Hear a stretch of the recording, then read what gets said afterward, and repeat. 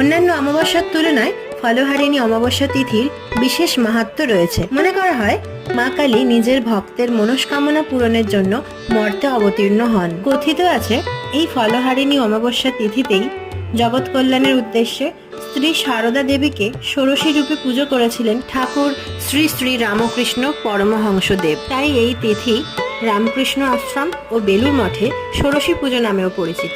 আরও একটি মত অনুযায়ী 1280 বঙ্গাব্দে জ্যৈষ্ঠ অমাবস্যার এই তিথিতেই দক্ষিণেশ্বরে ঠাকুর শ্রী শ্রী রামকৃষ্ণ আদ্যাশক্তিকে সগুণ রূপে পুজো করেছিলেন। বছরের বিভিন্ন সময় কালী মায়ের বিভিন্ন রূপে পুজো করা হয়। জ্যৈষ্ঠ মাসের অমাবস্যা তিথিতে ফলহারিণী কালী পুজো করা হয়ে থাকে। ফলহারিণী অমাবস্যা তিথিতে দেবীকে বিভিন্ন মরশুমি ফল দিয়ে আরাধনা করা হয়। মনে করা হয় এই তিথিতে দেবীকে পুজো করলে তিনি ভক্তদের দুঃখ দুর্দশা থেকে মুক্তি দেন। জয় মা, সকলকে ভালো রেখো।